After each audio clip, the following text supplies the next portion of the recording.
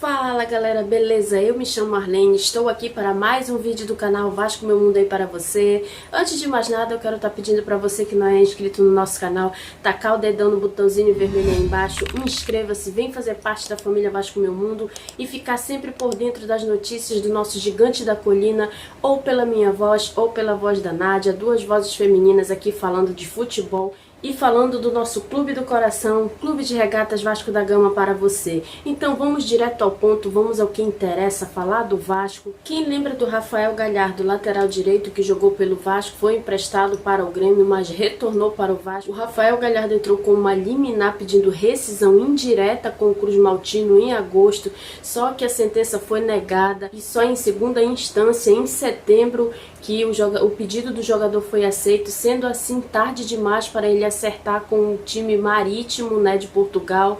Então o Rafael perdeu a chance de atuar pelo Marítimo e ele cobra do Vasco, jogou o Vasco na justiça, cobrando o Vasco por danos morais devido a ele ter perdido a chance de jogar no Marítimo lá de Portugal, né? Em segunda instância, só em setembro que a justiça resolveu aceitar o pedido, sendo que ele estava acertado com o Marítimo para agosto. Então o Rafael Galhardo cobra um pouco mais de R$1 milhão do Vasco por danos morais. Agora vê, vamos lá. Ele que tinha que pagar o Vasco, né? Jogador que não jogou nada, não teve nada de aproveitamento pelo Vasco, nem 10% de aproveitamento. Mas é sempre assim, muitos jogadores brincando com a cara do Vasco. E agora mais essa, Rafael Galhardo cobra o Vasco um pouco mais de R$1 milhão por danos morais, devido a ele não ter acertado com o Clube Marítimo de Portugal. E antes de falar do clássico desse sábado que acontecerá em São Januário, eu venho falar aqui sobre o nosso atleta Bruno Gomes. Ele tem sempre a fama, todo jogo ele leva cartão amarelo realmente, mas ele foi punido pelo STJD. Tudo acontece com o Vasco. O Bruno Gomes foi punido por 2 jogos de suspensão, acusado de ter cometido uma infração contra o Atlético Goianiense, né? No jogo contra o Atlético Goianiense, onde o Bruno Gomes foi expulso. Ele foi acusado por um ato desleal, hostil, né, pelo STJD do futebol. Então Bruno Gomes está suspenso, mas cabe recurso, né? O Vasco vai recorrer, o advogado do Vasco vai recorrer em relação a isso, alegando que ele não teve a intenção de dar cotovelada no jogador do Atlético Goianiense, mas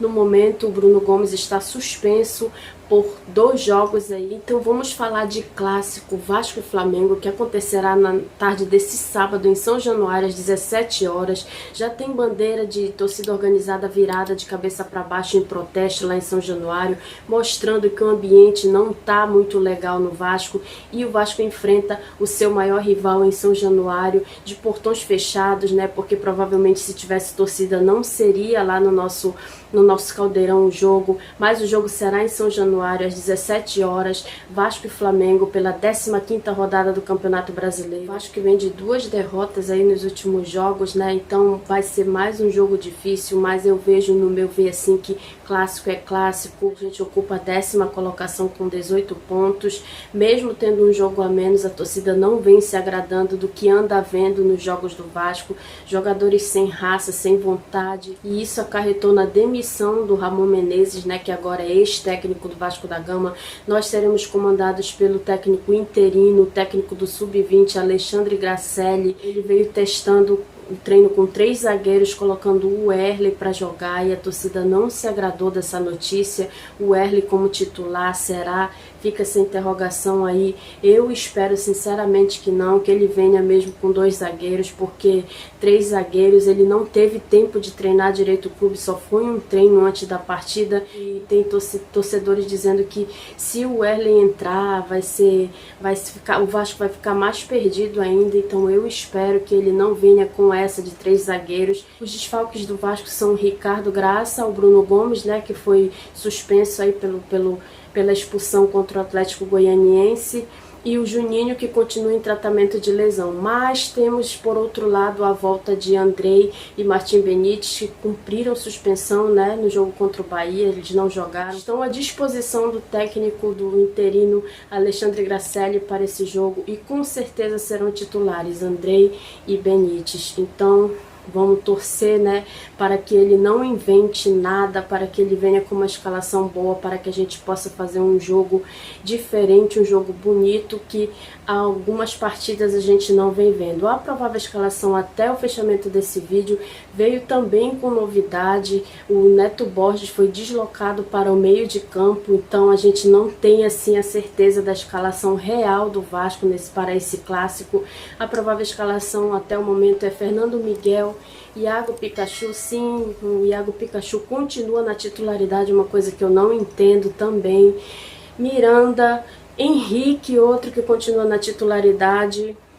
Cadê o Caio Tenório? Alô, alô, técnicos, cadê o Caio Tenório? Vamos colocar o moleque para jogar. Eu entraria com o Caio Tenório e o Neto Borges no lugar do Pikachu e do Henrique, mas voltando, recapitulando, a provável escalação é Fernando Miguel, Iago Pikachu, Miranda, Leandro Castan e Henrique. Aí pelo meio de campo, mais uma insistência que eu não consigo entender, isso só pode ser empresário. Felipe Bastos, Andrei e Martim Benítez. Felipe Bastos ou Marcos Júnior.